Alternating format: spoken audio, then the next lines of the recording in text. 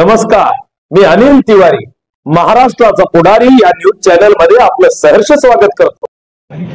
Doctor संपदाताई Munde यांना न्याय मिळालाच पाहिजे। सर्व आरोपींना फाशी झालीच पाहिजे।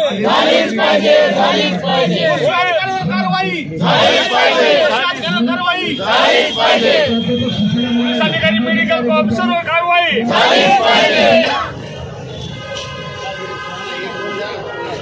आरोपींना फाशी झालीच पाहिजे। पोलीस अधिकारी मेडिकल ऑफिसरची चौकशी होऊन यांच्यावर कारवाई झालीच पाहिजे। मेडिकल ऑफिसर पोलीस अधिकाऱ्यावर चौकशी करून यांच्यावर कारवाई झालीच पाहिजे। पोलिसांची चौकशी झालीच पाहिजे। आरोपीला पाठी घालणाऱ्याचं करायचं काय? आरोपीला पाठी घालणाऱ्याचं करायचं काय?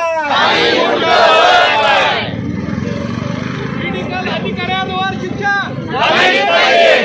अधिकाऱ्यावर शिक्षा झालीच पाहिजे।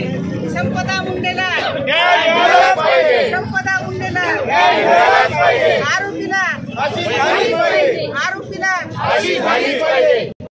परंतु डॉक्टर संघटना असेल, वकील संघटना असेल, ऊसतोड कामगार संघटना असेल आणि माझ्या रस्त्यावर फिरणारा सर्वसामान्य नागरिक आणि माझ्या भगिनी असतील, या सगळ्या संपदाला, एका सुशिक्षित मुलीला, एका सुशिक्षित लाडक्या महाराजाच्या बहिणीला न्याय मिळाला पाहिजे, यासाठी आपण सगळेजण एकत्रित जमलेलो आहोत। इथं संपदाचे बहीण आणि भाऊ उपस्थित आहेत। मला संपदाच्या वडिलांनी एका समाज माध्यमांना दिलेली प्रतिक्रिया आपल्याला सांगायची आहे।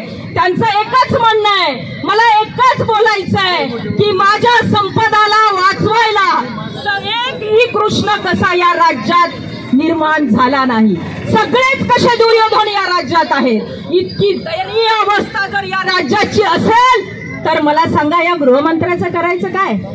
आणि गृहमंत्री सांगतायत की मी याला क्लीन चिट देतो, त्याला क्लीन चिट देतो, यांना आता पुढे जायचंय, यांना आता यशस्वी जायचंय। मी 2-3 मुद्दे मांडते की संपदाला न्याय व्यवस्थेपर्यंत आपण कसं पोहोचायचं। संपदाला न्याय मिळाला पाहिजे।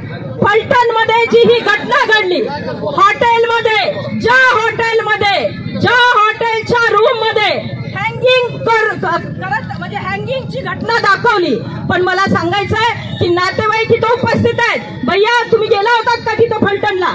हॉटेलमध्ये गेला होतात का? मग मला सांगा, इथं सगळे आमचे वकील बांधव, डॉक्टर मंडळी, न्याय सगळे उपस्थित आहेत। अशा अवस्थेत नातेवाईकांना, हजर नातेवाईक झाल्याशिवाय इन्क्वेस्ट पंचनामा होतो का, हे सांगा। आणि दुसरं असं मला बोलायचंय की असं जर असेल तर या संपदाला न्याय कसा मिळायचा, याचाही गांभीर्याने आपण विचार केला पाहिजे। केवळ SIT स्थापन करून चालणार नाही, तर एका न्यायाधीश, फक्त उच्चस्तरीय न्यायाधीश असले पाहिजे। त्या न्यायाधीशांच्या अध्यक्षतेखाली एक कमिटी नेमली पाहिजे। त्या कमिटीचे सदस्य हे सुद्धा उच्चस्तरीय प्रशासनात काम केलेले अधिकारी असले पाहिजे। यामध्ये पोलीस प्रशासन आहे। माझं तर एकच म्हणणं आहे, हवालदारापासून खासदारापर्यंत या सगळ्याची चौकशी झाली पाहिजे। संपदासारखी सुशिक्षित बाई, मुलगी आत्महत्या कशी करू शकते, हातावर कसं काय लिहू शकते? निश्चित तिने कुठेतरी सुसाईड नोट लिहून ठेवलेली असणार आहे आणि ती हाईड केलेली असणार आहे। मी राज्य महिला आयोगाच्या अध्यक्षाची आज पत्रकार परिषद कान देऊन ऐकली, तर त्या पत्रकार परिषदेमध्ये त्यांनी आमच्या डॉक्टर संपदा मुंडेचं कॅरेक्टर असॅसिनेशन केलं, तिला चारित्र्यहीन ठरवण्याचं काम केलं। या राज्यामध्ये ज्याही वेळेस आमची 18 वर्षाची मुलगी आत्महत्या करते, ज्याही वेळेस आमची 25 वर्षाची मुलगी आत्महत्या करते, 100 वर्षाची म्हातारी जरी मारली गेली तरी तिचं कॅरेक्टर असॅसिनेशन केलं जातं आणि या बीड जिल्ह्याला स्टिग्मटाईज केलं जातं। या बीड जिल्ह्यावर आरोप केले जातात, हे आरोप झाले नाही पाहिजे।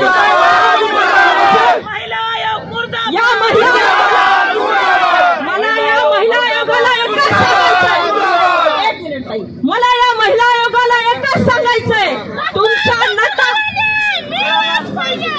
तुमच्या नटापटावर आमचं ऑब्जेक्शन नाही, तुमच्या भारी भारी साड्यावर आमचं ऑब्जेक्शन नाही, पण तुम्ही जो मीटिंगचा फार्स करता, मीटिंगचं सेलिब्रेशन करता आणि पोलीस अधिकाऱ्यांना दिमतीला लावता, त्याच्याबद्दल आम्हाला तुमच्यावर ऑब्जेक्शन आहे।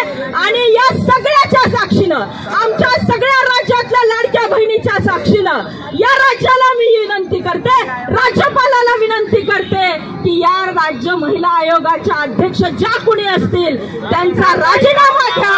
कारण यांना महिला आणि मुलींना कसं काय संरक्षण द्यायचं असतं, इन्व्हेस्टिगेशन कसं करायचं असतं आणि इन्व्हेस्टिगेशन अधिकाऱ्यांना सहाय्य कसं करायचं असतं हेच माहिती नाही। म्हणून मला यांना सांगायचंय की तुम्ही इन्व्हेस्टिगेशन अधिकारी नाही आहात, तुम्ही खुर्चीवर बसून निकाल देऊ नका आणि कॅरेक्टर असोसिएशन करू नका, एवढीच मी विनंती करते।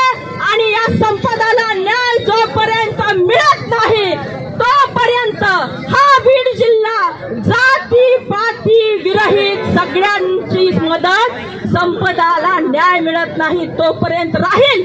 अशा प्रकारचं आश्वासन सगळ्या बंधू भगिनींनी मला द्यावं। अशा प्रकारचं आश्वासन देताय काय? हात वर करून सांगा। आपण जात पात विरहित सगळ्यांनी संपदा मुंडेच्या आरोपींना फाशीची शिक्षा होईपर्यंत मदत करणार का? जय हिंद, जय महाराज।